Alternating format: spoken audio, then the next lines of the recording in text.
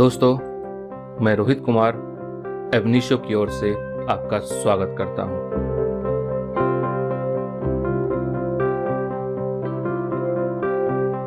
Before discussing Indian legal system, we'll discuss major legal systems in the world, because once we understand what are major legal systems in the world, we will be able to understand how Indian legal system has been made, how Indian legal system has actually evolved. So you know that there are 3-4 major legal systems in the world. First is Romano-Germanic family, which is made of Roman law. Second, you have got common law, which India is also a part of that family, common law family. Then you have socialist state, which is followed in China, Cuba, etc. But that is becoming irrelevant, so we will not discuss that, nor we will discuss Islamic world. We will only discuss two major legal systems in the world, that is Romano-Germanic family and common law system. So Romano-Germanic family I am starting with. This is the first family of legal system. This is known as Romano-Germanic family of legal system. This is mainly followed in the continental Europe. In which countries this is followed? Germany, France, Portugal, Italy, and Greece. These are the countries where it is followed. So this group includes those countries in which legal science has been developed on the basis of Roman jus civile. Roman jus, J-U-S, civil, C-I-V-I-L-E. And that is why these countries are also known as, these legal systems are also known as civil law countries, not common law countries. They are also known as civil law countries. In these countries, the rules of law conceived as rule of conduct, which are intimately linked to ideas of justice and morality. So in legal systems के लिए ideas of justice and morality are very very important, क्योंकि यहाँ का जो legal system ही बना है वो ऐसे ही civil law system से बना है, और उनका जो legal system completely link है idea of justice and morality, which is not so in common law system. To ascertain and formulate these rules, which falls principally to legal scholars who absorbed by this task of enunciating the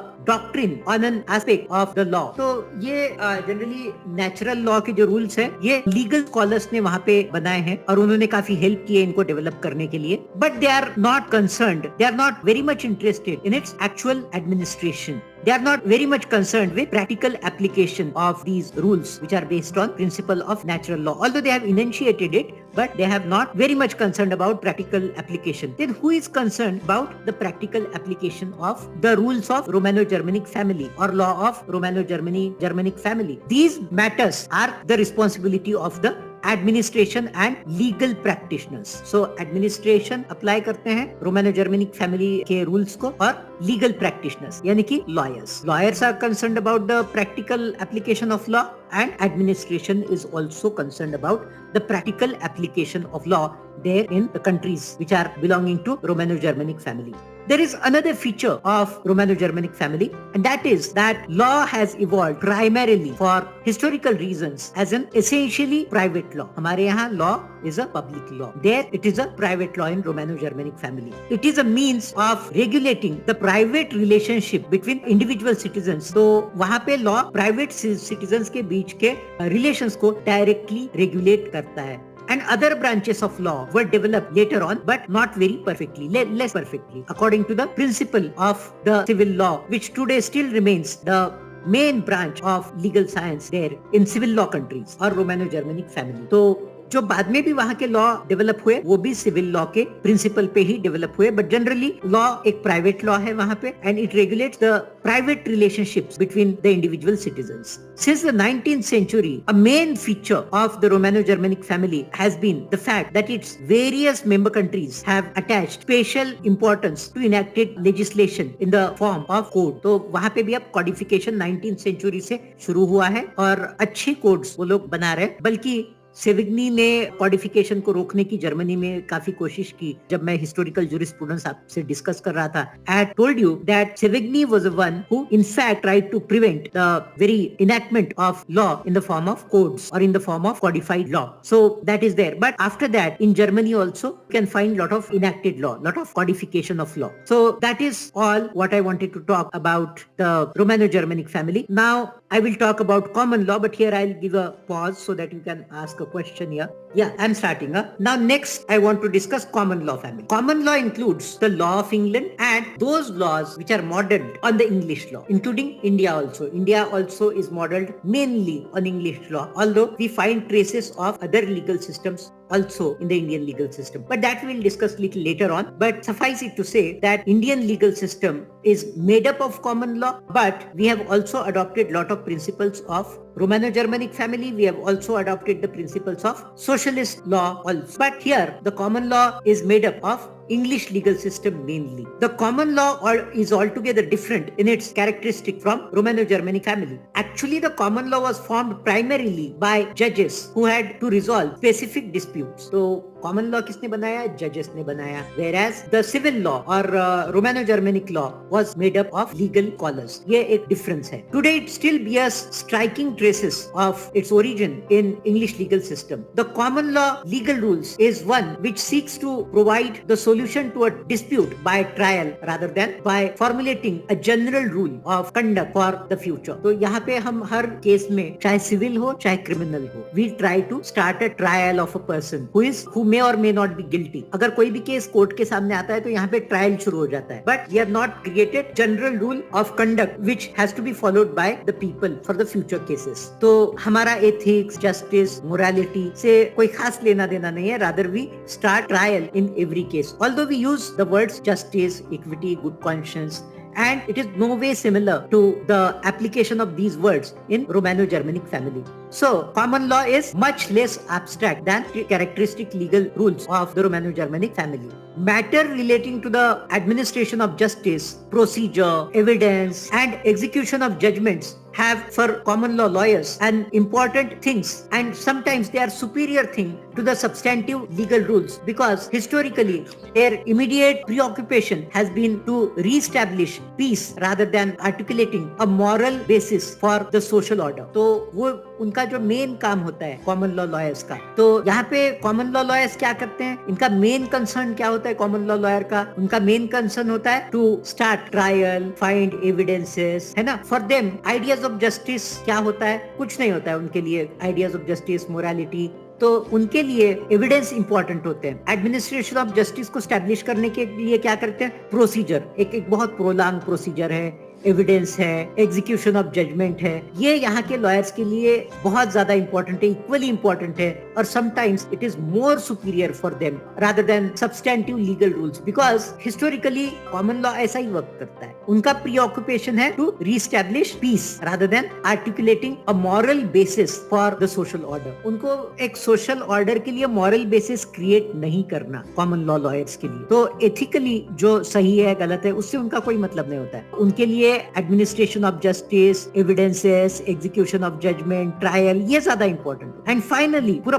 एक procedure है, उसी procedure के according ही पूरे legal system को चलना चाहिए. ये उनका मेन कंसर्न होता है. Finally the origin of common law is linked to royal power. ये बात भी सबसे इंपॉर्टेंट बात है. वहां पे रोमानो-जर्मनिक फैमिली का ओरिजिन क्यों हुआ? To establish moral basis for social order. But यहाँ पे रॉयल पावर को, क्राउन को सर्व करने के लिए कॉमन लॉ का ओरिजिन ही हुआ था. So it was developed as a system in those cases where the peace of the English kingdom was threatened, or when some other important consideration required or justified the intervention of the royal power. तो generally ये royal power के लिए common law बना है. उसको use भी तभी किया जाता था when English kingdom was threatened, British kingdom was threatened, royal kingdom was threatened. It seems essentially to be a public law for continuation between private individuals, and that did not fall within the purview of the common law courts, except to the extent that they involved the interest of the crown or interest of the kingdom. तो इन लोगों के problem से कोई मतलब नहीं होता था. ये ऐसा लगता है कि ये प्राइवेट लॉ है, but it is not a private law.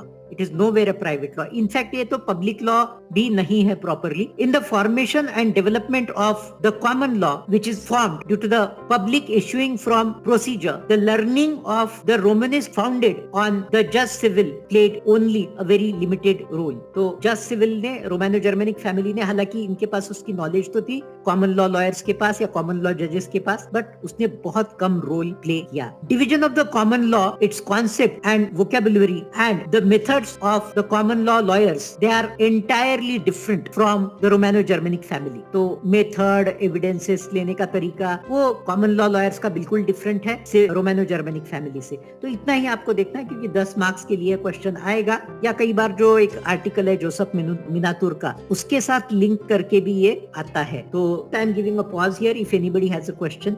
Indian legal system. This is an article written by Joseph Minatur. And before I start, I will tell you one thing, that this article was written in 1960s. From there, we have moved a lot. We are in 2023. So this was almost 16 years ago this article was written. So you can add the changes in the Indian legal system. So author Joseph Minatur feels refreshed from the fact that Indian legal system is in pleasant contact with almost all the legal systems in the contemporary world. And he feels delighted at the very hopeful realities of the very hopeful realization that in Indian legal system lie the seeds of unified eclectic legal order, which he feels that it may soon grow into maturity and spread its branches like a banyan tree all over South and Southeast Asia. So Joseph Minatur Indian legal system को लेकर काफी hopeful है, और he feels that in Indian legal system you can find everything that is there in all the legal systems in the world. And he explains the history of Indian legal system. He says that there are three main streams which have been joined together to form Indian legal system. First, common law, and everybody knows that Indian legal system is made up of common law. Then religious law. Religious law, mainly in personal laws we find religious laws, but even otherwise also there are religious laws which are the part of Indian legal system. Then civil or Romano-Germanic family, the laws arising out of civil law or Romano-Germanic family. And customary law have also cherished by tribal societies and other ethnic communities. And these tribal laws also flow into the mainstream of Indian legal system. That is the feeling of author Joseph Minatur. And he now explains the entire history of the Indian legal system, or how Indian legal system came in contact with the codified law, etc. Otherwise, we did not have much of the codified law. So let us try to understand what author is trying to explain, how he is telling us the history of the Indian legal system. He says the very idea to a code appears to have been derived from the code of continental Europe. So codification का idea हमें continental Europe से, यानी कि Romano Germanic family से ही आया है. ऐसा नहीं है कि वो कॉमन लॉ से आया, क्योंकि कॉमन लॉ तो जजमेंट लॉ है ना. It has not come from common law, it has come from continental Europe. In 1785 a codification of Hindu law on the basis of our personal law, codification of contract and codification of succession law was proposed by sir William Jones to lord Cornwallis. Lord Cornwallis in fact 1786 में India आए थे after the Pitt's India act, but उनको ये ideas पहले ही propose कर दिए गए थे इन 1785. On 18th of May 1783, a regulation for forming into a religious codes all regulation that may be enacted for the internal government of the British territories in Bengal was passed by the Governor General and Council. तो 1883 में पहली बार एक law पास हुआ कि धीरे धीरे Indian law को कॉडिफाई करना है. उससे पहले हमारे पास कॉडिफिकेशन के लिए कोई ऐसा रेगुलेशन नहीं था. But even before that, 8 years earlier, that means in 1775, Warren Hastings was the Governor General at that time, and he had a code of Gentoo laws, और इसको ordination of pandits भी कहते हैं. Code of Gentoo laws or ordination of pandit, which was prepared and translated by Justice Halhed. He was a judge of the Supreme Court of Calcutta at that time. So he prepared the Gentoo's code, or ordination of pandit, and he gave it to Warren Hastings. Warren Hastings was a Governor General at that time. The same year, in 1775, Jeremy Bentham, somebody who propounded the philosophy of the school of analytical positivism, that Jeremy Bentham, he offered to act as a sort of Indian Solon, and he thought of constructing an Indian constitutional code. उस समय हमारे पास कोई constitution नहीं था, और कई सालों तक उसके बाद भी नहीं था. But Jeremy Bentham felt that I can create a constitutional code for India. And his disciple James Mill, he was at India House at that time, and he thought that his draft of new plan for the France was applicable to India also. तो James Mill ने France के लिए एक draft बनाया था उस समय, and James Mill used to think that it would be okay for India to have this type of code also. हालांकि ये इंडियन रियलिटी से बहुत दूर थे उस समय. Although James Mill may have come to India, but Indian society को वो बहुत अच्छे से उस समय नहीं समझते थे. Now we come to 19th century. Lord Macaulay. Lord Macaulay, we know him for educational reform, but he is also known for legal reforms and codified law for India. Speaking on the Charter Bill of 1833, Lord Macaulay said that I believe that no country ever stood so much in need of a code of laws as India, and I believe also that never was a country in which the want might so easily be supplied. मतलब क्या हुआ इसका कि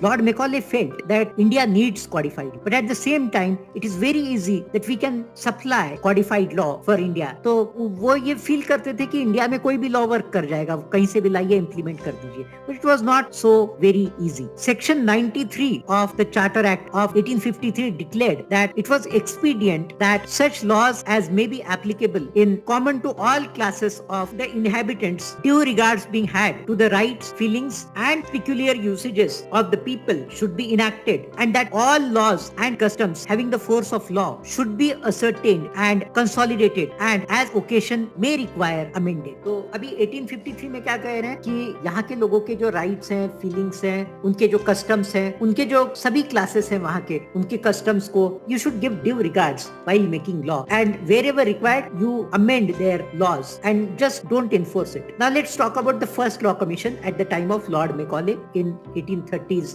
First law commission immediately after its appointment in 1833 with Macaulay as its president took up the task of codification। पहली law commission जो Britishers ने setup किया था 1833 में, Macaulay उसके चेयरमैन थे, and Macaulay की चेयरमैनशिप में they started codification of Indian law। Under Macaulay's personal direction, it prepared its first draft of the Indian Penal Code and submitted it to the Governor General in Council on 14th October 1837। तो पहला IPC का draft 1837 में आया, हालांकि इसका implementation 1860 में possible हुआ। 1860 की कोड अभी तक भी हम लोग पढ़ते हैं। As early as in 1686, in a letter sent to Bombay, directors of the East India Company had expressed a view that you are to govern our people there, being subject to us under His Majesty by the law martial and the civil law, which is only proper to India। तो वहाँ पे इस समय 1886 में बहुत पुरानी बात, 1837 से 150 साल पुरानी बात, उस समय जब पहली बार बॉम्बे उनके कंट्रोल में आया, Bombay was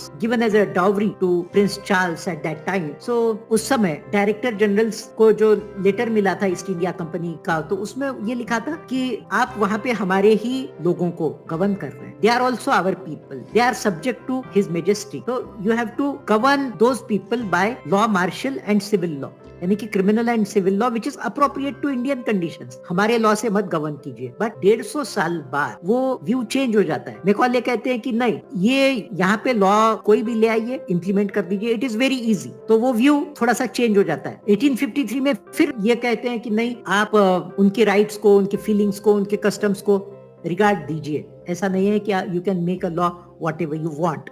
So that view keep fluctuating, right? Now in 1837, First Law Commission of India, set up by British administration, prepared a draft of IPC under the chairmanship of Lord Macaulay। First Law Commission in 1837 was indebted to French Penal Code while giving that draft। तो वो draft French legal code से ज्यादा influenced था। बाद में उसमें काफी changes भी आए, but जो पहला draft था that was influenced by not British Penal Code but French Penal Code। Subsequently, after the First Law Commission, some other law commissions prepared drafts of the Code of Civil Procedure and the Code of Criminal Procedure also, and it incorporated in those drafts the material left by the First Law Commission only। The Legislative Council adopted the Code of Civil Procedure in 1859। तो पहला CPC 1859 में implement हुआ। IPC आपको मालूम है 1860 में implement हुई, and the Code of Criminal Procedure was implemented in 1861। Now let's come to the Third Law Commission। Third Law Commission appointed in 1861, and it had a task to prepare for India a body of substantive law, and in preparing that substantive law, the law of England was to be used as a basis। तो अभी तक ये Indian law को फिर भी थोड़ा बहुत basis बना रहे थे, बट अब ये लोग डायरेक्टली इंग्लिश लॉ को बेस बना के सब्सटैंटिव लॉ इंडिया के लिए बनाना चाह रहे थे। तो उसके बाद आपको मालूम है इंडियन कॉन्ट्रैक्ट एक्ट 1872 में आया, इंडियन एविडेंस एक्ट 1872 में आया, फिर आपका transfer of property act, these all are substantive act, was came in 1882, transfer of property act. So fourth law commission in 1879 also expressed a similar view that they have to make English law as a base, but they said that the material of these laws should be recasted rather than adopted without modification। तो वो कह रहे हैं कि ठीक है, English law को ही base बनाते हैं, लेकिन जो मटेरियल हमारे पास होता, let us recast that, we can not adopt it here without any modification. But this law commission added that in recasting those materials, due regard should be had to native habit and mode of their thoughts. तो यहाँ पे फिर से वो उसी view पे वापस आ गए कि यहाँ के नेटिव हैबिट्स को हमें कुछ रिगार्ड देना पड़ेगा, उनके मोड ऑफ थॉट को हमें अंडरस्टैंड करना पड़ेगा. द इन्फ्लुएंस ऑफ स्कॉट्स, जो स्कॉटिश बैरिस्टर्स थे, उनकी बात हो रही है. The influence of Scots and their law on the framing and adoption of the early British India codes and other enactments, it is true that they use English law as a base. So many of the concepts and most of the judicial techniques today are of common law origin, even today, but there is more than a sprinkling of other concepts and techniques which cannot be overlooked. हम उसको overlook नहीं कर सकते, जो बाकी techniques भी हैं वो हमने adopt की हुई है. With the introduction of न्याय panchayat, that is village tribunals, which are indigenous in origin, the English procedure has been virtually replaced at the grassroots level. जब न्याय पंचायत आया इंडिया में आफ्टर इंडिपेंडेंस, तो इंग्लिश प्रोसीजर से सबसे ज्यादा डिससैटिस्फैक्शन था, तो उसको एटलीस्ट ग्रासरूट लेवल पे उन्होंने, इंडियन गवर्नमेंट ने चेंज करने की कोशिश की, इंडियन पार्लियामेंट ने चेंज करने की कोशिश की. The functioning of nyaya panchayat may not be as wide spread as it was desired. The fact however remains that at recent years there is a less formal procedure than the one which was followed until recent year. तो अब procedure को ज्यादा regard नहीं दिया जाता, grassroot level पे उसको न्याय पंचायत लेवल पे उसको ऑलमोस्ट खत्म ही कर दिया, क्योंकि प्रोसीजर को लेके ही सबसे ज्यादा डिससैटिस्फैक्शन हो रहा था, जो कि आज भी है. There is also a general dissatisfaction if not hostility to the complex protracted procedure which is derived from the common law system. तो उसको लेकर एक डिससैटिस्फैक्शन था प्रोसीजर को लेके, जो कि आज भी है. We have already adverted to certain departures from English law even when rules of English law were believed to have been codified for the benefit of the Indian people. तो जब इंडियन लोगों के लिए, भारतीय लोगों के लिए उन्होंने कई सारे इंग्लिश लॉ के रूल्स को कॉडिफाई किया, लेकिन उसी समय हम उन रूल्स से डिपार्चर भी ले रहे थे. We were not accepting those rules as it is. Neither the expression justice and rights in the charter of 1726 nor the phrase equity and good conscience और justice, equity and good conscience in several regulations and acts could have meant principles of English law. तो जो words वो use करते थे, rights and justice, justice and good conscience, justice, equity and good conscience, इसका मतलब कभी भी rules of English law नहीं होता. But the judicial committee of the privy council was careful in its use of those words when it pointed out that equity and good conscience had been generally interpreted to mean the rules of English law if found appropriate or if found applicable to the Indian society and circumstances. तो justice, equity and good conscience का मतलब rules of English law होता तो नहीं है, but उसको judicial committee जो है प्रिवी काउंसिल की, उसने इंटरप्रेट किया कि justice, equity and good conscience means the rules of English law if found proper to the Indian conditions. It has been observed that from 1880 or thereabout to the present day, the formula equity, justice and good conscience meant consultation of various systems of law according to the context. At present, Supreme Court of India is inclined to think that the phrase justice, equity and good conscience has given a connotation consonant with the Indian conditions. तो अभी supreme court कहती है कि नहीं, justice, equity and good conscience means the law which is applicable to the Indian conditions, not English law. तो उस phrase को supreme court ने भी चेंज करने की काफी कोशिश की है. तो that's all for you in this article. दोस्तों, इस तरह के वीडियो को बनाने में काफी समय, मेहनत और रिसोर्सेज लगता है. आप अपना वैल्यूएबल फीडबैक जरूर शेयर करें ताकि एबनिशियो टीम को प्रोत्साहन मिले तथा आपके द्वारा दिए गए फीडबैक पर काम करके और इन्फॉर्मेटिव वीडियोस आप तक लाया जा सके. यदि आपको यह वीडियो पसंद आया हो तो please like the video, subscribe the channel and share the video with needy one. Thank you for watching videos. Thanks a lot.